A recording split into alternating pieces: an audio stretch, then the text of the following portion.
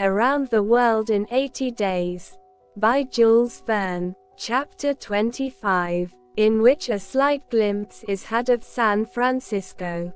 It was 7 in the morning when Mr.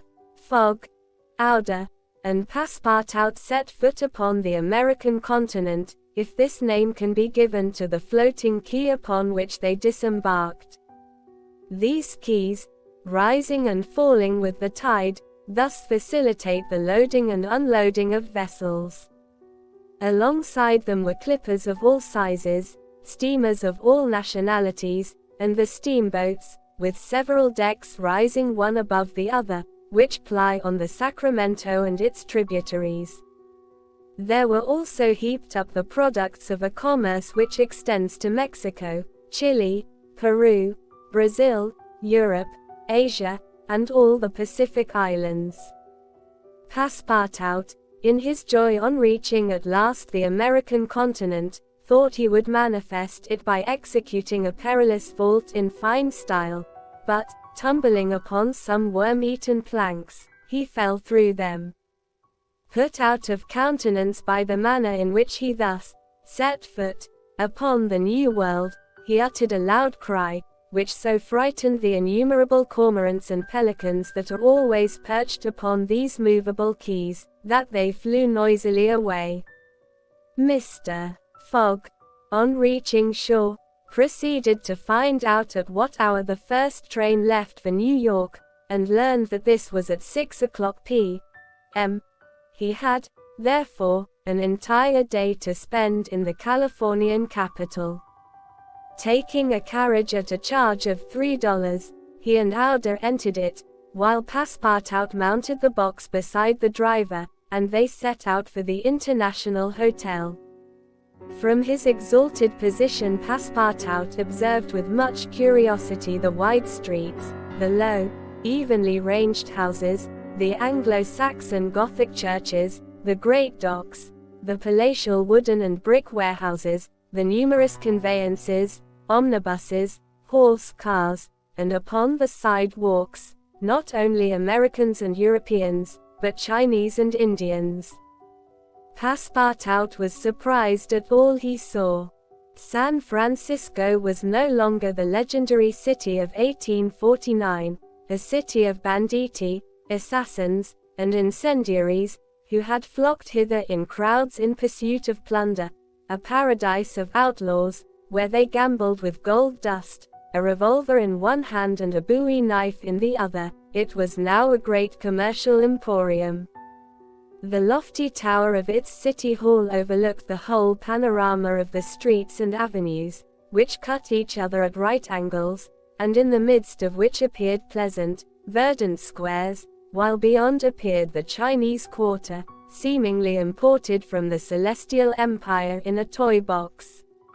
Sombreros and red shirts and plumed Indians were rarely to be seen, but there were silk hats and black coats everywhere worn by a multitude of nervously active, gentlemanly-looking men. Some of the streets, especially Montgomery Street, which is to San Francisco what Regent Street is to London, the Boulevard des Italiens to Paris, and Broadway to New York, were lined with splendid and spacious stores, which exposed in their windows the products of the entire world. When Passepartout reached the International Hotel, it did not seem to him as if he had left England at all. The ground floor of the hotel was occupied by a large bar, a sort of restaurant freely open to all passers-by, who might partake of dried beef, oyster soup, biscuits, and cheese, without taking out the purses. Payment was made only for the ale, porter, or sherry which was drunk. This seemed very American to Passepartout. The hotel refreshment rooms were comfortable, and Mr. Fogg and Oude, installing themselves at a table, were abundantly served on diminutive plates by Negroes of darkest hue. After breakfast, Mr. Fogg, accompanied by Oude, started for the English consulate to have his passport visid. As he was going out, he met Passepartout, who asked him if it would not be well, before taking the train, to purchase some dozens of Enfield rifles and Colt's revolvers. He had been listening to stories of attacks upon the trains by the Sioux and Pawnees. Mr. Fogg thought it a useless precaution, but told him to do as he thought best, and went on to the consulate. He had not proceeded 200 steps, however, when, by the greatest chance in the world, he met Fix. The detective seemed wholly taken by surprise. What? Had Mr. Fogg and himself crossed the Pacific together, and not met on the steamer? At least Fix felt honored to behold once more the gentleman to whom he owed so much, and, as his business recalled him to Europe, he should be delighted to continue the journey in such pleasant company. Mr. Fogg replied that the honor would be his, and the detective, who was determined not to lose sight of him, begged permission to accompany them in their walk about San Francisco, a request which Mr. Fogg readily granted. They soon found themselves in Montgomery Street, where a great crowd was collected. The sidewalks, street, horse-car rails, the shop doors, the windows of the houses, and even the roofs, were full of people. Men were going about carrying large posters, and flags and streamers were floating in the wind, while loud cries were heard on every hand. Hurrah for Camerfield! Hurrah for Manderboy! It was a political meeting, at least so Fix conjectured, who said to Mr. Fogg, "Perhaps we had better not mingle with the crowd. There may be danger in it." "Yes," returned Mr. Fogg. "And blows, even if they are political, are still blows." Fix smiled at this remark, and, in order to be able to see without being jostled about, the party took up a position on the top of a flight of steps situated at the upper end of Montgomery Street. Opposite them, on the other side of the street, between a coal wharf and a petroleum warehouse, a large platform had been erected in the open air, towards which the current of the crowd seemed to be directed. For what purpose was this meeting? What was the occasion of this excited assemblage? Phileas Fogg could not imagine. Was it to nominate some high official, a governor or member of Congress? It was not improbable, so agitated was the multitude before them. Just at this moment there was an unusual stir in the human mass. All the hands were raised in the air. Some, tightly closed, seemed to disappear suddenly in the midst of the cries, an energetic way, no doubt, of casting a vote. The crowd swayed back, the banners and flags wavered, disappeared an instant, then reappeared in tatters. The undulations of the human surge reached the steps, while all the heads floundered on the surface like a sea agitated by a squall. Many of the black hats disappeared, and the greater part of the crowd seemed to have diminished in height. "It is evidently a meeting," said Fix, "and its object must be an exciting one. I should not wonder if it were about the Alabama, despite the fact that that question is settled." "Perhaps," replied Mr. Fogg, simply. "At least, there are two champions in presence of each other, the Honorable Mr. Camerfield and the Honorable Mr. Manderboy." Ouder, leaning upon Mr. Fogg's arm, observed the tumultuous scene with surprise, while Fix asked a man near him what the cause of it all was.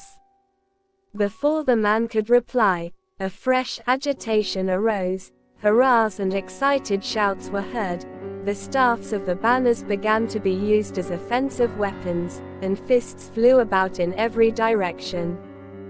Thumps were exchanged from the tops of the carriages and omnibuses which had been blocked up in the crowd. Boots and shoes went whirling through the air, and Mr. Fogg thought he even heard the crack of revolvers mingling in the din. The rout approached the stairway, and flowed over the lower step. One of the parties had evidently been repulsed, but the mere lookers-on could not tell whether Manderboy or Cammerfield had gained the upper hand. "It would be prudent for us to retire," said Fix, who was anxious that Mr. Fogg should not receive any injury, at least until they got back to London.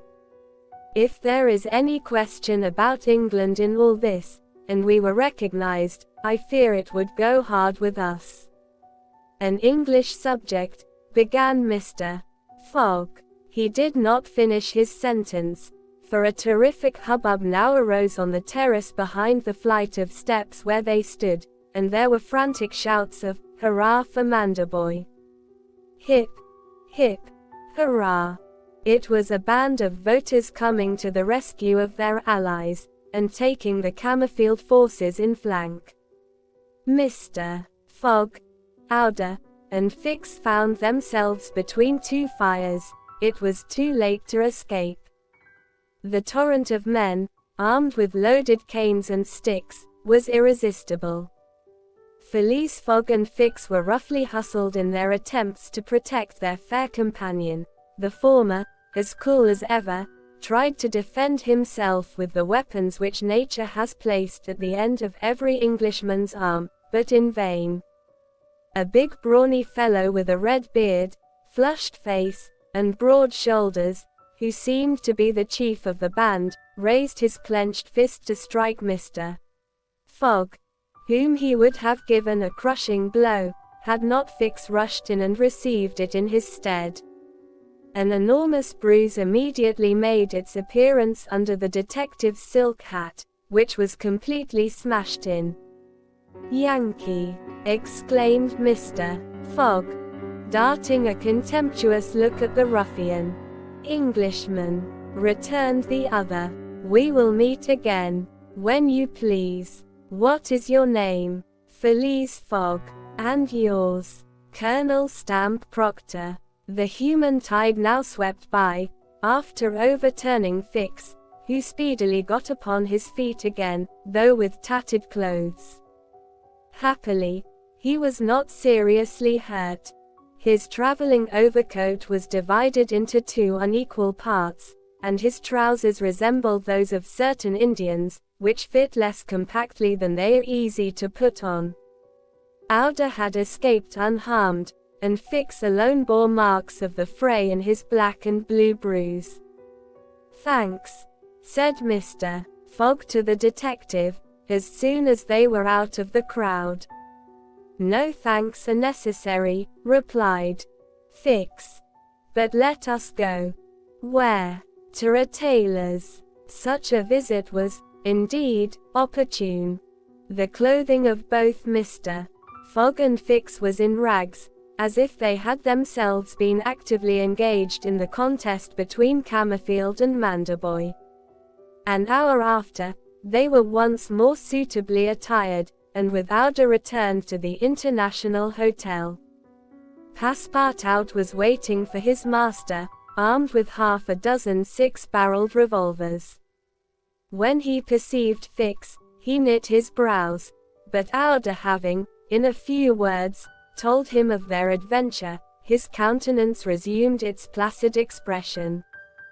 Fix evidently was no longer an enemy, but an ally. He was faithfully keeping his word. Dinner over, the coach which was to convey the passengers and their luggage to the station drew up to the door. As he was getting in, Mr. Fogg said to Fix, "You have not seen this Colonel Proctor again?" "No. I will come back to America to find him," said Phileas Fogg calmly. It would not be right for an Englishman to permit himself to be treated in that way, without retaliating. The detective smiled, but did not reply. It was clear that Mr. Fogg was one of those Englishmen who, while they do not tolerate duelling at home, fight abroad when their honor is attacked.